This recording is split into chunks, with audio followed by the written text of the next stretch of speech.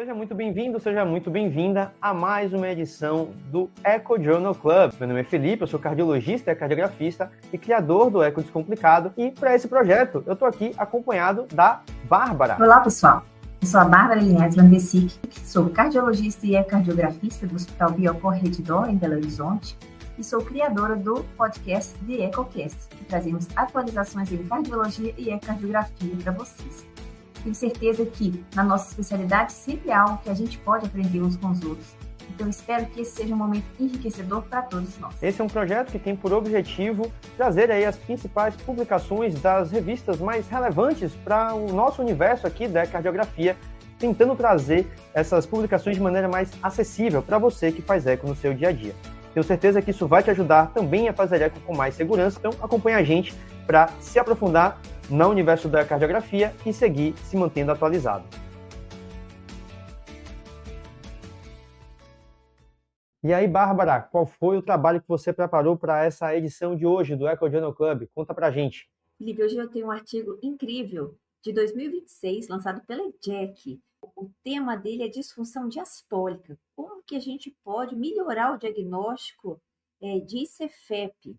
Então, foi feita uma comparação entre dois métodos de diagnóstico de CFEP. O score que a gente já conhece, o H2FPF, e as recomendações da diretriz de disfunção diastólica da ACE de 2025. Esses dois métodos de avaliação de CFEP foram comparados utilizando a hemodinâmica invasiva como padrão ouro. Então, como é que foi feito o estudo? Foi feito um estudo retrospectivo que incluiu, então, pacientes estáveis, com fração de ejeção, então, por 6 CFEP maior ou igual a 50%, que foram submetidos a cateterismo cardíaco direito e ecocardiograma no intervalo aí de 30 dias. Os critérios de inclusão, então, foram pacientes com fração de ejeção maior ou igual a 50%, com pressão capilar, pressão de ED, né? Pressão em cunha em repouso acima de 15 milímetros de Hg, ou então maior ou igual a 25 milímetros de Hg com exercício. E foram, então, selecionados 511 pacientes e 237 com diagnóstico confirmado de CFEP por critérios, então, clínicos, ecocardiográficos e hemodinâmicos invasivos. Bem, a gente sabe que a CFEP não é uma doença única, né? É uma doença heterogênea, que tem sintomas, fração de ejeção preservada e pressões de enchimento elevadas, em repouso ou esforço. Mas o problema central de todas as diretrizes até hoje é que a gente não consegue medir diretamente a pressão, né? Pressão capilar pulmonar, a gente só infere, a gente infere mal. Por isso que tem vários sistemas de medida de CFEP aí, tentando medir função diastólica, e todas elas têm alguma falha. O score H2FPF é um score de 0 a 9, baseado, então, com critérios clínicos e 2 dados ao eco. Então, ele é usado muito comumente na clínica, né, para estimar a probabilidade de CFEP nesses pacientes que chegam com dispneia. Então, a pontuação é bem simplificada. Pacientes com fibrilação atrial têm um maior número de pontos, ganham 3 pontos. Pacientes com obesidade, com IMC acima de 30, ganham 2 pontos. E o restante, hipertensos, linha septal acima de 9, pressão sistólica da artéria pulmonar acima de 35 e idade acima de 60 anos, ganham 1 ponto. No total, 3, 2, 6, 3, 2, 5, mais 4, 9 pontos. E foram divididos, e o score FPF, H2FPF, divide, então, grupos de menos de 30%, que probabilidade baixa, probabilidade intermediária de 30 a 30, ali a 80, mais ou menos, e até mais de 80% de probabilidade, foram 4 grupos, né? Mais de 80% de probabilidade de CFEP. Lembrando que esse score, H2FPF, não faz o diagnóstico de diástole, ele estima a chance que você está diante de um paciente com CFEP. Bem, foram feitos, então, os dados demográficos e hemodinâmicos de todos os pacientes, e foi visto que, à medida que a probabilidade pelo score H2FPF aumentava também os fatores de risco para insuficiência cardíaca, pressão capilar média aumentava e os índices ecocardiográficos de pressão capilar pulmonar também elevavam. Então, aqueles pacientes que tinham a probabilidade acima de 80% tinham idade mais avançada, tinham hipertensão, tinha todos os dados mais graves, obviamente, né? E em relação aos dados ecocardiográficos por grupo, aquele grupo que tinha mais de 80% de probabilidade de ter esse CEFEP por esse score, eles tinham todos os parâmetros ecocardiográficos de pressão de enchimento elevados foram significativamente piores, obviamente, no grupo mais de 80% de chance. Exceto a fração de ejeção, que o strain não foram diferenciais nesse grupo acima de 80% de probabilidade. E aí o estudo analisou assim, então, comparando com as pressões invasivas, qual que é a acurácia do score H2FPF? E eles chegaram à conclusão que o ponto de corte de 4 pontos, que era o ponto ideal para sensibilidade boa, especificidade boa, e a área sobre a curva de 0,68, a melhor área sobre a curva. Então, esse corte de 4 pontos foi o melhor equilíbrio entre não perder casos, para não superdiagnosticar, então era o melhor ponto ali de corte global. Um sujeito que não é tão bom, né? Aí eles pegaram critérios ecocardiográficos mais modernos, como o strain de reservatório e o índice de rigidez do lado esquerdo.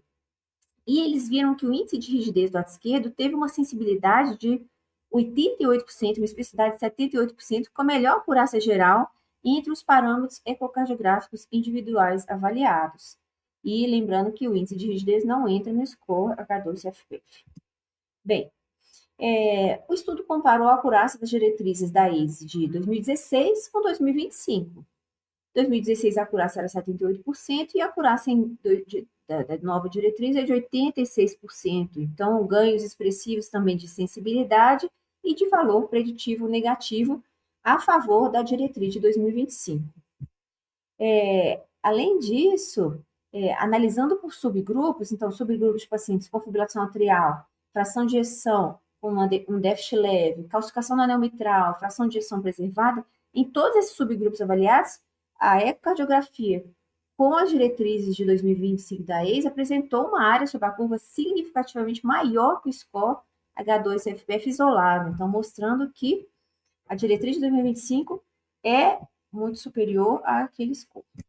Bem, e se a gente for falar qual o impacto do eco pela probabilidade do score de H2FPF?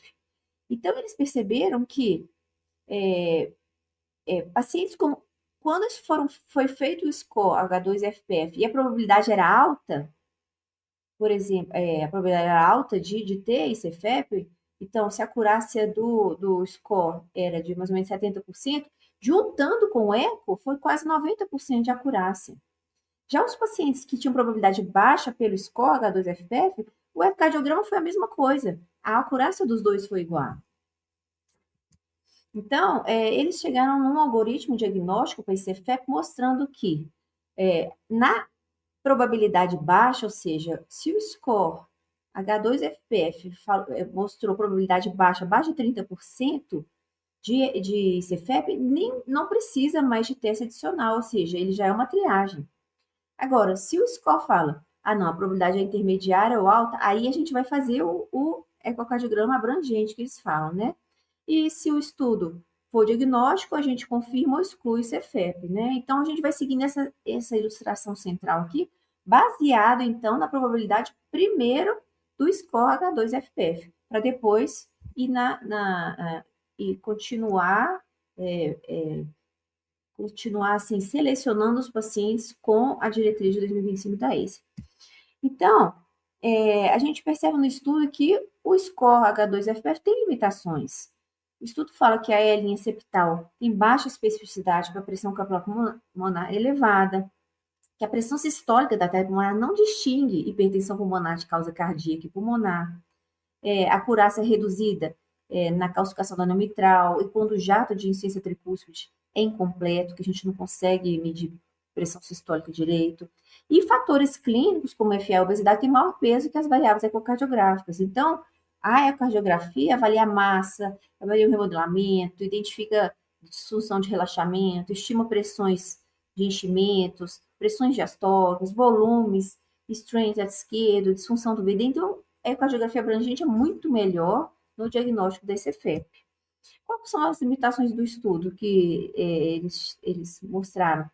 Que foi um centro único, e não foi no mesmo dia que fizeram o CAT, não que fizeram a ECO, teve aí uma diferença de alguns dias.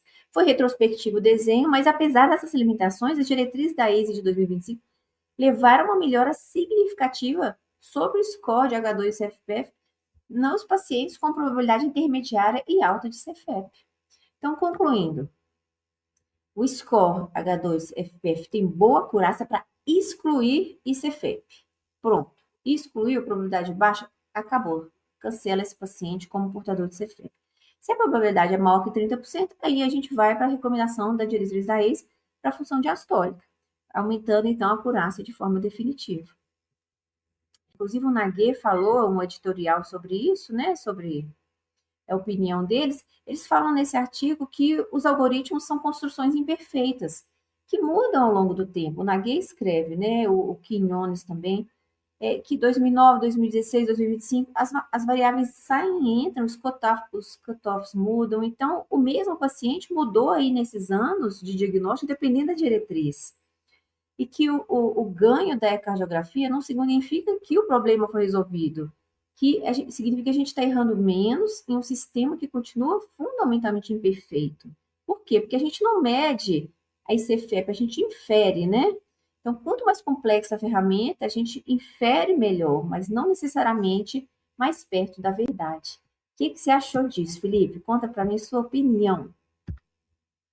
Bárbara, esse trabalho coloca à prova, né, ou coloca em prova aí a nova diretriz de avaliação da função diastólica. A gente sabe que essa diretriz ela nasceu após a publicação do algoritmo num outro trabalho multicêntrico randomizado, e que essa foi a justificativa para a mudança, né? Na diretriz de 2016 a gente teve a publicação da diretriz e depois a validação do algoritmo, e agora a gente seguiu o caminho inverso, né? Os autores aí, encabeçados pelo Sheriff Nager, eles fizeram a publicação primeiro na Circulation e depois trouxeram aí o fluxograma para a diretriz nova de avaliação da função diastólica. E esse é o trabalho que coloca a diretriz no mundo real, né? Pega essa diretriz aí que já está com um pouco mais de 6 meses aí publicada e coloca no mundo real. E é interessante ver como a diretriz, essa diretriz nova, o fluxograma novo, ele está longe de ser perfeito, mas o que esse trabalho propõe é exatamente o que eu enxergo como sendo a visão dos autores da diretriz de avaliação da função diastólica, de aplicação prática dessa diretriz, que é o quê? A avaliação para o diagnóstico ou afastar o diagnóstico da ICFEP. Né? É óbvio que a gente faz a avaliação da função diastólica para todos os pacientes, independente da patologia, né? É um campo lá do lado de todo mundo, mas a ideia, o refinamento da diretriz não é tentar acertar em todos os pacientes. A atualização da diretriz vem para tentar dar o diagnóstico da ICFEP. E aí esse trabalho traz exatamente o que eu acho que os autores tiveram em mente quando desenvolveram a diretriz nova, que é justamente você aplica o score clínico, você pega um paciente que tem uma probabilidade pelo menos intermediária de ter ICFEP, e aí você aplica o fluxograma da avaliação da função diastólica e de definição das pressões de enchimento do ventrículo esquerdo a partir dessa avaliação clínica, dessa impressão clínica, dessa probabilidade pré-teste, porque afinal todo o exame diagnóstico, a sua performance vai depender de probabilidade pré-teste, e aí aumentando, né, o que a gente quer é que ele traga essa probabilidade pré-teste para cima, né, uma vez que a gente tem um paciente com probabilidade intermediária. Se a probabilidade pré-teste for muito baixa, qualquer resultado daquele teste vai naturalmente tender mais ao erro. Então, é um trabalho bem interessante, a gente fica um pouco decepcionado com a performance global do score de avaliação da função diastólica, óbvio, do algoritmo de avaliação da função diastólica, mas eu acho que esse trabalho coloca exatamente qual é o cenário de mundo real que os autores desenharam para essa diretriz. Você pensa alguma coisa diferente disso? O score clínico, então, o H2FF é uma ferramenta, então, de triagem, não é um diagnóstico definitivo. E a diretriz de 2025, então, redefiniu o papel do eco aí, com maior ganho, eu acho, no paciente intermediário, né? Que é aquele que a gente não tem certeza, o score também fica no meio do termo, então a gente consegue definir esse paciente melhor, o portador de ICFEP. Mostrando que o contexto clínico é muito importante, né? Então, vale lembrar que Obviamente, esse papel é muito mais do clínico quando solicita o exame e recebe o exame de volta do que nosso enquanto cardiografista. A gente vai fazer a avaliação da função diastólica, que é o nosso papel, mas ainda assim nós somos cardiologistas e a gente tem que estar ciente desse contexto aí onde essa avaliação é realizada. Excelente trabalho, um trabalho muito bom que certamente ainda vai ser bastante comentado aí ao longo das próximas semanas.